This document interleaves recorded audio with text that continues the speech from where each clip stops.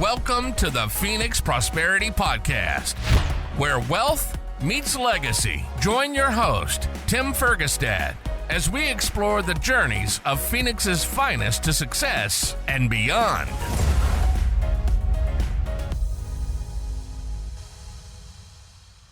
All right, this is Tim Fergestad. Thank you for joining us. Today's guest is Troy Perkins, entrepreneur, estate jeweler, gemologist, and owner of multiple successful businesses. With more than 2 decades of experience building companies, evaluating rare assets, and serving clients through both luxury jewelry and retail services, Troy brings a unique perspective on value, trust, leadership, and long-term wealth. Welcome to the show, Troy. Hey, thank you, Tim. So glad to be here. Appreciate you inviting me. All right, I have a ton of questions for you. Okay. Do you want to get into how you first got into the jewelry and gemology businesses, or do you want to just go into what you're currently doing? I mean, I can give a brief overview. I mean, I'm an entrepreneur at heart, but I got a business degree, a fashion degree, was a beach bum out in Southern California then, and struggled to find jobs in the early 2000s. Ended up as a personal trainer at a high-end gym, and I trained a lady that sold jewelry. So that was my first jewelry job back in 2005 for 6 years. And then I learned the estate business about 2010. And that's what then took me, and I fell in love with secondhand jewelry and have been in it ever since. Okay, it's a fascinating industry. It's very, very bespoke or very select. Right? You don't see those types of stores everywhere, right? For a reason. There's not a ton of buyers, but the ones who do know it appreciate how valuable it can be. So currently you run a few businesses and a few different ways of sharing some of this sort of estate jewelry in different showrooms and stuff. You have your own at your own location. Can you speak a little bit about that and how you've built you know so much about this industry, and there's not a lot of people who know like as much as you do and have those sort of insights. So how do you build like an appointment only I want to say program, but business, because I know you also had sort of an idea for rental stuff later, but we don't have to get into that right now. But it's just so many options and so much stuff out there. It's just hard to know where to go and who to work with. Yeah, look, if you wanted to start a jewelry business, some of the most challenging aspects are, let's say, product. Like how do you one, find the best product? Then how do you pay for that product? So those are kind of the two big expenses. Now you got insurance and other stuff like that. But basically pre-COVID, the way you made money in estate jewelry was you went and found a bunch of stuff, and then you went to a bunch of stores, showed them the physical stuff they would pick and buy right on the spot, or you would consign to them. You would do what we call a trunk show. So I did all that since I started in the jewelry business. When I sold new jewelry, I used to go to stores across the country like Neiman Marcus and other high-end jewelry stores and bring what they call a bag of jewelry and do a 1 or 2 day trunk show where they bring in their best customers. So that's kind of how you meet customers in stores. So I spent years on the road building a general customer base, understanding stores. The easiest part about what I do is my sales pitch is crazy easy. Hey, I've got this beautiful product. It's a great value. Do you want it? No, I don't want it. Okay, well, do you have anything to sell me? Can I buy? So I can hit both sides of the aisle where if you're selling a new line, they have to not only have the money, like the line, like you. So there's a lot more hurdles where I feel mine's easier. But moving on to COVID, I did take a job in there with a big dealer here in town for about 5 years, was his right hand. I left in 19, perfect timing, God took care of me. I had 1 year to build up. I was digitizing my line of jewelry. So when COVID hit, I had maybe 600 pieces online. So no one could travel. Right? Yeah. So no one could travel. So I picked up a lot of big stores. Now I have about 2,300 pieces online, and every week 50 come up, 50 come down. So this is going to tie back in. So how did I fall into this? Well, the more you go, the more I have online, and word of mouth plus the digital presence, people start finding you. And so people are calling for appointments. Now I keep adding staff, trying to maintain and make sure I still can offer a wonderful level of customer service. But people that meet with me, they can see I'm passionate about making sure they make the right decision and really passionate about the product. Okay, right. So that sounds like a lot of inventory to have to be up on because each piece is unique, right? It that sounds really Correct. Yeah, I mean, challenging. and honestly, we have 4,000 pieces, but just what makes what's online, and a lot of stuff never makes online because it's bought sold. But in fact, as I'm sitting here, a dealer walked in now, and he's looking at goods right now with stuff that I just bought at the trade show a week ago that he's going to take that'll never make the site, which is fine. Like it's a constant revolving, so I always have fresh product for people. Right. Well, I mean, so that's kind of one of the values you provide is for consumers or clients who have high net worth people have some really cool pieces, but they may be sentimental. If not, they want to rotate, right? They want something fresh periodically, so they want to sell them and get some new nice pieces. And you can't just do that in any store. So you have to know somebody like you. Yeah, I hope so. Yeah, there are. So people are either jewelry people or they're not. And that's one thing I've learned I can't change. Like I know a handful of people, especially from the car business, that have a lot of expendable income, love to shop, but they don't care about jewelry. So I can't change their mind. But then there's some that just love jewelry. And I have customers that come in at least monthly, sometimes weekly, just to see what I have. And it's fun. And they're excited. It's like a treasure hunt for them. Like, what's new? Okay. So you don't just do high end services and stuff though, too. You also, people come in with other pieces and you work with them. You even have some retail locations, don't you? Yeah, yeah. At fastfixarizona.com, that shows our two locations. It's a franchise called Fast Fix Jewelry and Watch Repair. They've been around about 21 and 22 years Sure. at I've used Fashion them. Square Mall and at Chandler Mall. And I just got into them about a year and a half ago. Okay. So I've got full-time watch technicians, full-time expert jewelers. So we do repairs. We can also do custom work. We also do have some jewelry in there, although we're not known for jewelry. I'd love to build them into like big estate jewelry stores, but right now it's challenge finding a watch technician and an estate jewelry salesperson, and how do we have the room and the energy to do it all at once. Right now, we're really focusing on just expert repairs, and so we because we've been around 20 years, there's a lot of word of mouth. Repeat referral business. Sure. Sure. Okay. Interesting. And your main office is in Scottsdale. Yeah, correct. My main office is in North Scottsdale, walking distance to Scottsdale Quarter, and then of course the Fashion Square Mall in Old Town, and the Chandler Mall in downtown Chandler. All right. Well, I'm in the Scottsdale quarter, so we're definitely having coffee at some point. Yes, please. All right. So let's talk a little bit about. I understand how you sort of got into the business. What are some of the biggest lessons, right, from your entrepreneurial years starting out? I mean, as an entrepreneur, I've failed at things. So I've tried. I had a cycling cream company, chamois cream, kind of silly. Actually, in college, I made a leather sandal that I was almost sold to Nordstrom's, but it was a big. They had a big clause that said they could return everything back, and I'd have to write them a big check back if it didn't sell. So that was a failure. So look, I've tried a ton of things.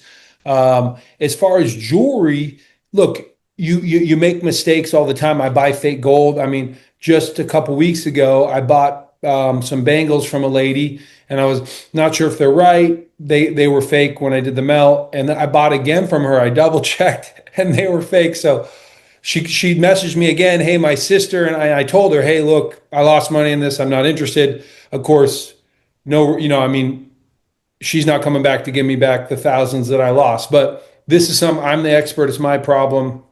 I've bought cubic zirconia as diamond, meaning, so like, let's say I'm buying a big estate. So it's a $50,000 package and I have a bunch of appraisals.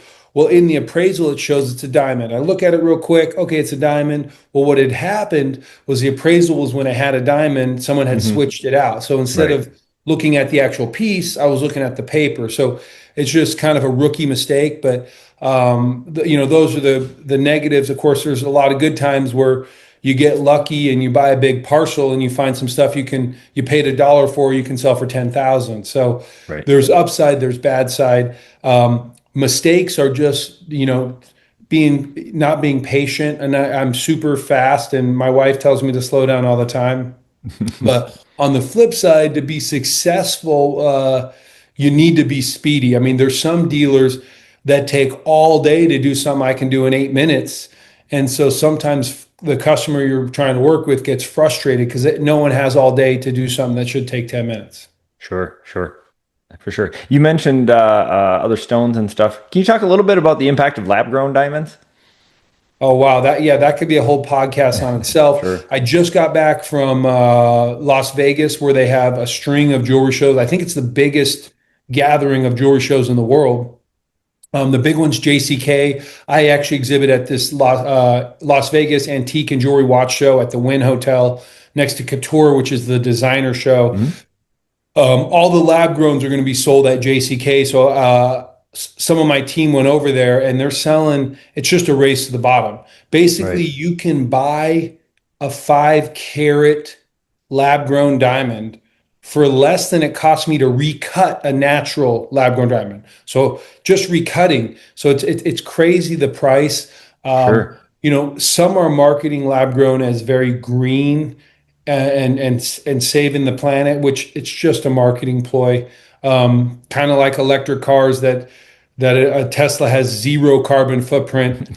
It's just not true. I mean, we haven't talked about the batteries being stacked up forever. So I don't care I'm not even knocking on that. But when you think of natural diamonds, every 1 carat sold in the US, that money probably feeds an African tribe for a month, like a 30-person tribe for a month. So you can kind of do a marketing play on both sides. Again, this could be a whole other story. De Beers, they were kind of ran the diamond mine. They call it like up until about the 2000s. Then they stepped away. So they stopped marketing. They were the ones that marketed a diamond is forever, but they were marketing natural diamonds.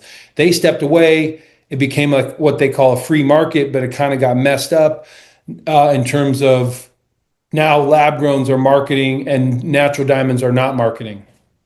So my general opinion, going back, I think what's going to happen is lab grown diamonds are just going to be driven into the ground and going to be kind of worthless. And so I think that then will help natural diamonds come up or re-steady. I don't think they'll come up to where they were. Special stones, 3 carats and up, 5 carats and up. I just bought an 11.7 carat pear shape. Those kind of stones, there's just not enough out there. So there is a market for that. Are people doing other synthetics and other precious stones? Yeah, I mean, back in the turn of the 20th century, back in the early 1900s, is when they started doing synthetic rubies and sapphires. Okay. So it's common to have an Art Deco piece that has synthetic sapphires. In fact, I just inventoried one last night that came to me. So they've been doing this forever. And right now they're worthless. They look amazing. It's the same material. So it's a similar issue as diamonds. The difference is I have to, as a gemologist, I can't tell the difference between a lab grown and a natural without a machine. Where a synthetic sapphire or ruby, I can use a microscope and some other tests to find out. Now, again, it's a $6,000 machine. All jewelers that do what I do, we just have to have that. One, so I don't overpay for a lab grown. And two, so when I sell things, I'm disclosing, if it's lab grown, I have to tell you it's lab grown by law or tell you it's natural. So I'm just, doing the right thing ethically, which I want to do, but I had to buy a $6,000 machine to do it. Crazy. Right. Okay. Well, there's a lot of lessons there about perceived value versus actual value. Yeah. But look, here's the thing. Let's say you want a 5 carat diamond. Let's say you're on the lower end and you want a $50,000 5 carat. I mean, you can spend $150, you can spend more, but let's say you want a $50,000 nice 5 carat diamond. Well, that in a ring, you're spending 50 grand. That in a lab grown, you're spending 5 grand. So if the 5 grand's worth $50, you lost, $49.50. If you spend $50,000 on the natural, I'm a buyer back at 38. You're going to lose 12,000. So that's the way people are like, oh man, I'm just going to spend 5 grand. It's like going on a vacation and it looks the same. So I get it why someone who doesn't care gemologically would go the lab-grown route. Sure, sure. What are some of the misconceptions people have about precious stones and jewelry in general? Um, hmm. I mean, look, most people when they're going to sell me think they have something from the crown jewels. And Sure. so, grandma told me this was very important, this is that. Right. So the stories you hear on the other side that say, "Hey, I had this, it was just thrown on the ground and I didn't know anything about it." That's just like one in 1,000. It's usually 999 if they really have been holding on to this thing. Like, Right. I mean, there in a lot a week ago, a lady had this beautiful tennis bracelet. They were holding on forever, and it happened to be cubic zirconia. So it's like we're Right. in silver. So it's like worth $5 versus 50,000. Um, Right. so you get that. I mean, I kind of have a crazy story. So I made these gemstone sets years on for my kids. Okay. So when I have breakout, which means jewelry that's been scrapped and a bunch of old stones. So I would identify the stones and have like a set of gemstones, which you can't go buy. So it's kind of cool. I've made dozens of these. I give them to people that want them, or families that have kids that hey want to learn about gemstones. So it's just kind of a neat way that you can't go buy. Okay. I see. That's awesome. Well, I was cleaning out my daughter's closet. Like she's now 15, so this might have been 6 years ago. She was 9. I gave it to her at 5 or 6. I find the sapphire in the bottom of the closet. I look, I'm like, oh, it's a star sapphire. I mean, this is kind of nice. So I'm like, man, this was from her son said. So I'm like, I think I can sell this. So I brought it to a trade show. Anyway, I sold it for $2,500 to a dealer who's going to Yeah. cook it, meaning heat it, recut it. So I just laughed that I gave my daughter this thing thinking it's worthless, and I got $2,500 out. So I ended up giving her that money and then made her reinvest that into jewelry. So what I'm doing with my kids is making them buy a piece of jewelry, and then I'm doing the selling. We split profit and kind of teaching them, hey, look, just because you have money, you need to put Mhm. that to work. So Yep. my 11-year-old son, oh my gosh, you got money. I'm going to go buy a toy. And I'm like, well, no, you Yeah. can use a little bit for a toy, but you got to give some away and then you got to save and reinvest. Right. Excellent lessons for sure. For sure. Um, what parallels do you see between evaluating stones and evaluating business opportunities? Gosh, yeah. Look, gemstones. It's so obscure compared like a business opportunity. Like there's a concept. Obviously, when you're buying something, you got to know the accounting side. So you got to, if you're not good at math, you got to have that person come check everything. But then obviously Mhm. you're buying a business because you feel there's an upside that the other person either they just want to get out or Mhm. they don't know you can tweak it and get this upside. So it's kind of the same on a gemstone. When you're buying a gemstone, hey man, I know I have a customer somewhere that's going to pay more. So that's it. But now when you get to the evaluation, I feel like it's so much of like I love colored gemstones because I say I can make more money at them because I can buy them right, sell them for a little bit more versus diamonds you're making 10% if you're lucky. So it's a harder market where the color you can make a better margin than 10%. Okay. Okay. Um, I want to go back to the jewelry Sorry, stories to 'cause- pack a lot here. Yeah. yeah, but this is a lot for me. I'm trying to focus. Estate jewelry often comes like with the history and these stories, right? What's you gave an example of some bad ones, right? Everybody thinks that they're hanging on to a family heirloom. Turns out grandpa lied to grandma about Totally. the piece. But what's the most fascinating piece or one of your favorite stories that you've encountered? Well, I'll think of like a piece I was inventorying yesterday. It's a bangle. It's engraved. It's a 14 karat bangle. Has a natural diamond. Has two little synthetic sapphires, and it's engraved like Ellie from Mother, June 16th, 1917. So that's kind of cool. So it's Yeah. 109 years old, and now it just hasn't been worn. It's super crisp. There's a patina on the metal where it's um, gold. Gold doesn't or tarnishes the least of any metal. That's why it's precious. One of the reasons why it's a precious metal, but it has a Right. patina or tarnish on it. So that's just kind of cool to see a piece 109 years old that might have been worn a few times years back, and it's just been sitting. So that's cool. I mean, again, we jump back to most people have a story and you can't prove it. So when you're talking about history, and provenance is the word we use, like, hey, this was worn by a celebrity or owned by a celebrity, Right. that's the provenance. How do you prove that? You need to Yeah. have some sort of paperwork ownership. You need to have a picture of them wearing it.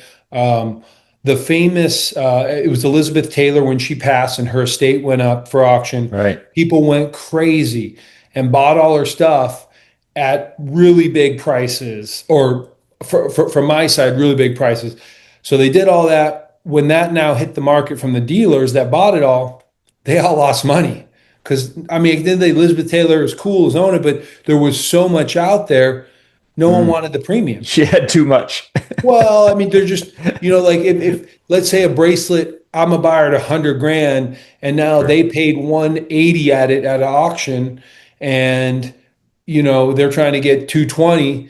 Like, I'm still a buyer at 120, not 220. So, what whatever that level is, and she had amazing, beautiful jewelry.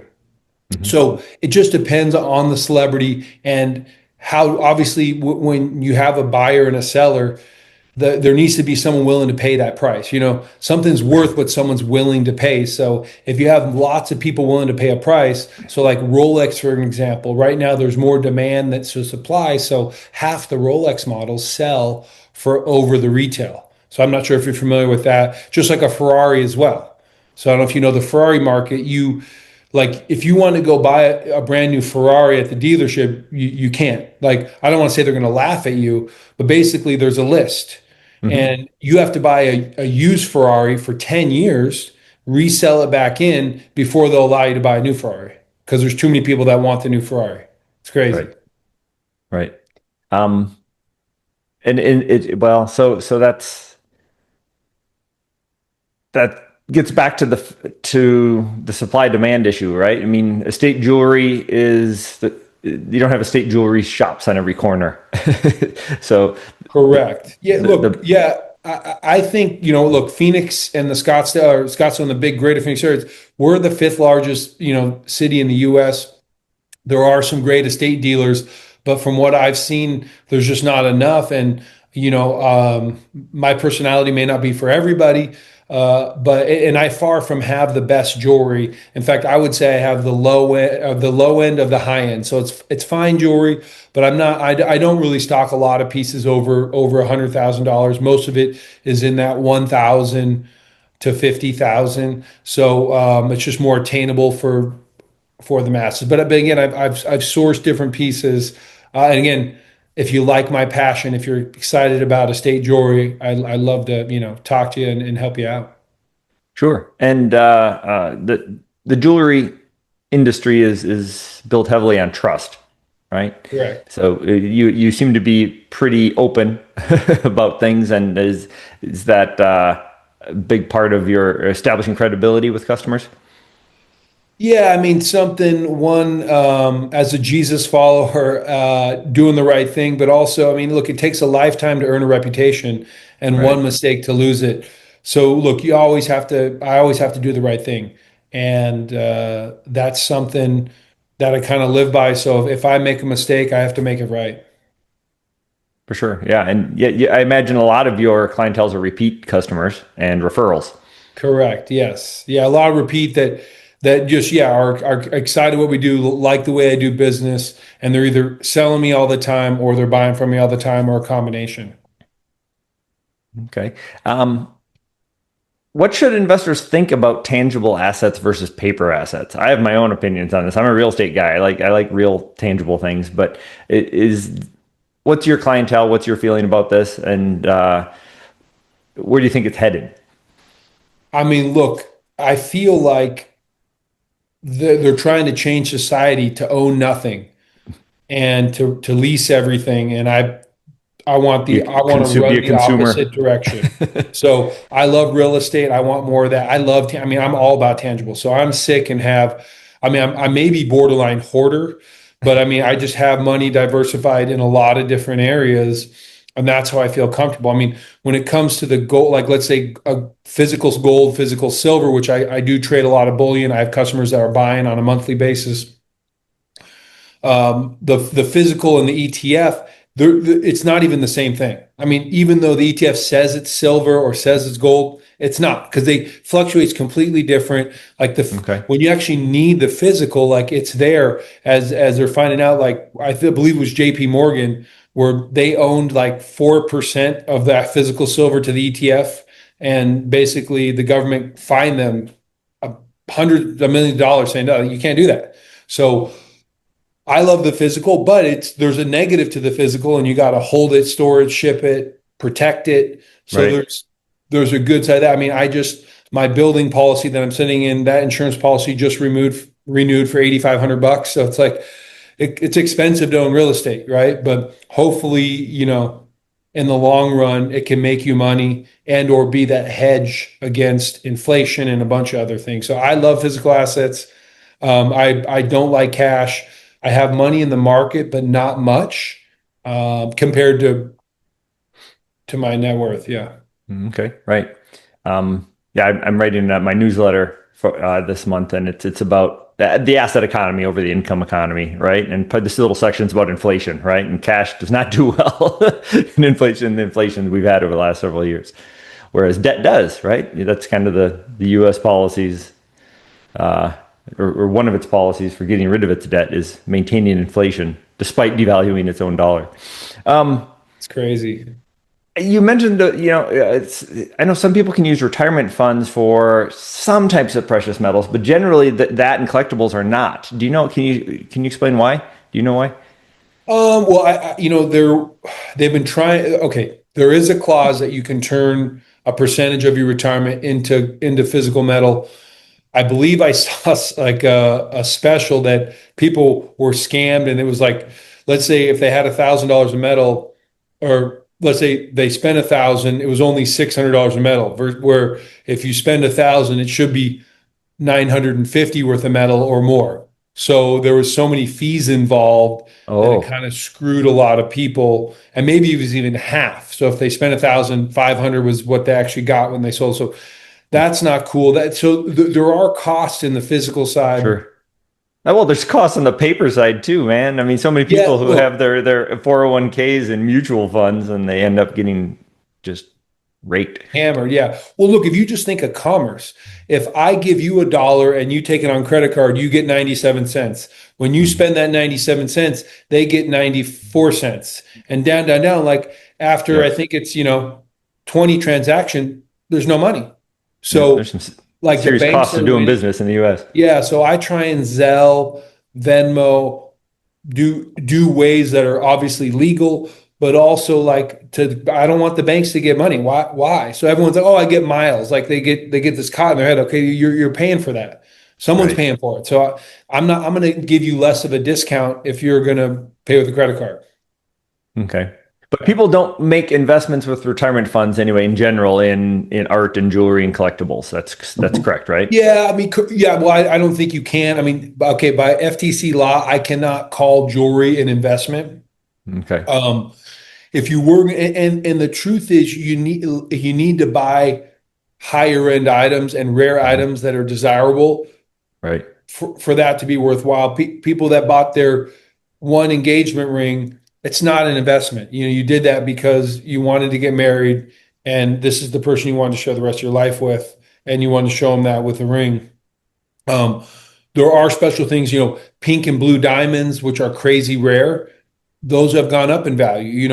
Rolex, everything's gone up in value. Audemars Piguet, watches are quite an interesting market. Yeah. So I would say, like, I don't know if I'm allowed to call a watch an investment, but like, you're not going to get hurt if you research online, get this. I mean, worst you're going to lose is 10%. So, I mean, there's not much. And then you have a piece of artwork you can enjoy. You know what I mean? So, it's that's what my passion as a young boy. I always love watches. So, I'm passionate about that. I don't wear a lot of jewelry. I think I got a little necklace on here, but not a big jewelry wearer. Is that uncommon in the business? Not necessarily. I mean, there's some dudes with rings on every finger, maybe earrings and stuff, but I stock mainly women's jewelry. some men's. It's a different market. Okay. My wife gets to kind of pick out whatever she wants. So, but she's super humble. So I'm blessed with that, or I'd be broke. Because I know some women, oh my gosh, I'd be like, I got to keep that. I'm like, I need to sell it. Yeah. You just bought a 50 grand necklace? Let me see it. Yeah, let me take that. Exactly. It's like, I need that money for the next deal, honey. Right. Okay. So, as we sort of wrap things up here a little bit, let's talk a little bit about you have other industries you're in. I mean, you're obviously a healthy and fit person, but you also have other things on site there that you sell as well. Do you want to talk a little bit about any of your other endeavors or Yeah, sure. Look, I fell into being a gun dealer.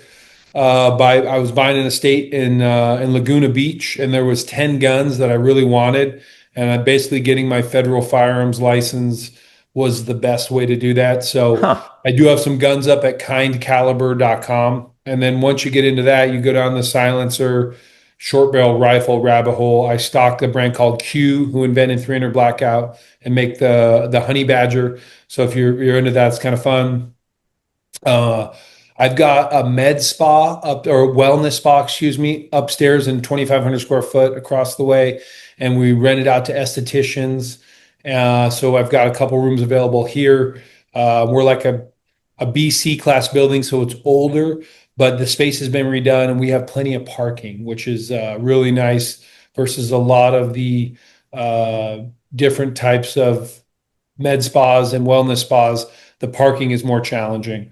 So that's what we got going here. I also have some startups in the immigration software and immigration consulting. So I've got a Wow. full-time lawyer on staff and a partner and a couple of us in tech. And we're really right now we've got a dozen Canadians that we're helping figure out immigration status, not How'd that necessarily come for the about? citizen, but go ahead.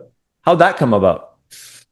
I mean, back in December, I got introduced to an immigration lawyer who was looking for work. So we were working on some startups. So she got brought up like, hey, let's try this out. So we're actually working on software and government contracting. So I just let her put to work.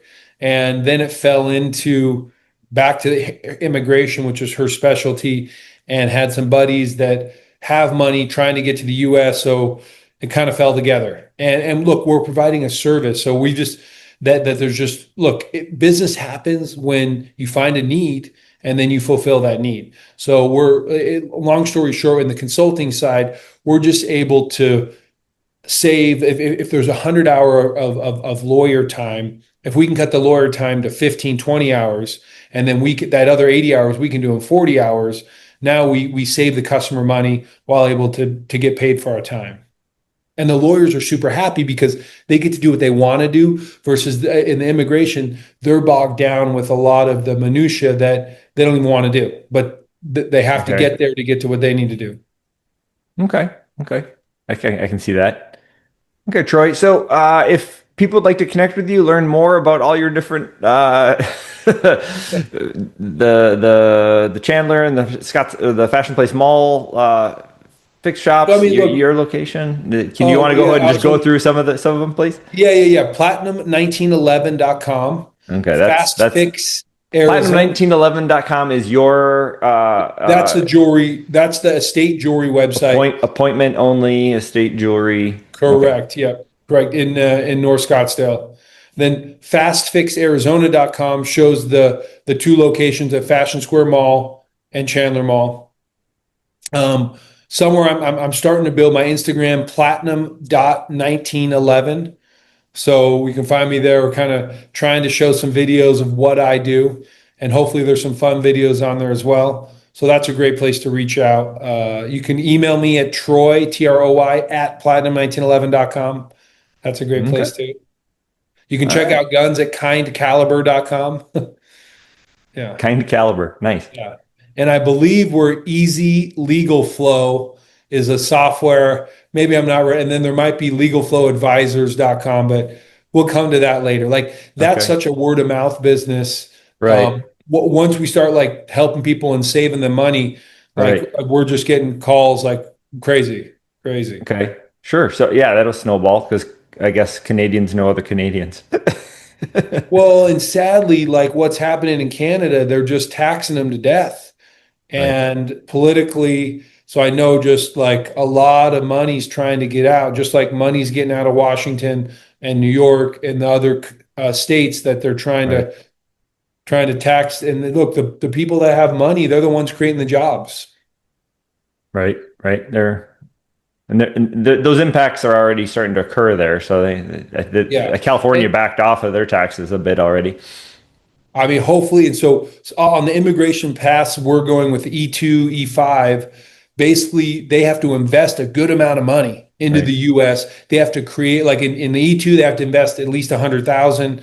In the E5, they even more, and they have to create like 1 million, and they have to create 12 jobs. So Right. it's kind of cool pass that it's not just some immigrant, and it doesn't make him a citizen. It just gives him a green card. Or I may be saying that wrong. Don't hold me to that. I'm not a lawyer.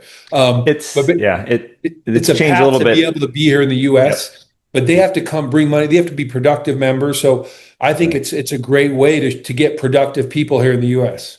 Yep. Yep. We actually, on one of our projects, we're building a series of townhome build rent communities here in the Okay. valley, and one of them is the EB5. But you got through. Yep. Yep. It Oh, was a lot of awesome. work to get it, but yeah. So there's some opportunity there for people who want something local, right? It's a good, strong investment. Totally. And the EB5 is so difficult, and it's actually going away September. Or sorry, we're not sure if it's going to get renewed. So we have like one we're rushing through right now. You have to kind of Okay. rush through.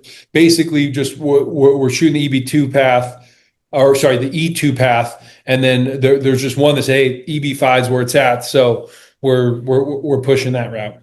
Okay. Okay. Very cool. Very cool.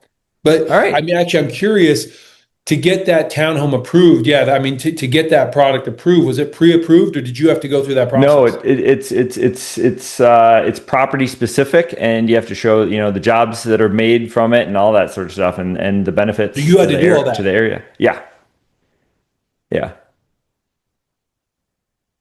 yep. Troy, are you there? It looks like you froze up. Oh, you're back. Okay, sorry, you Okay. froze up here at the end. Okay, I'm glad. All right, glad you're back. Let's go ahead and wrap things up here. I'd like to say thank you everybody for listening and watching. Thank you very much, Troy Perkins, for joining me today. Very much appreciate you sharing your insights into precious metals and jewelry and estate jewelry and everything that you've been up to here in Arizona. Thank you. Hey, Tim, thanks so much. And to your Phoenix Prosperity podcast and what you're doing to help other people grow. I appreciate it. You're an awesome, dude. Awesome. Thank you. Inspired by our guests?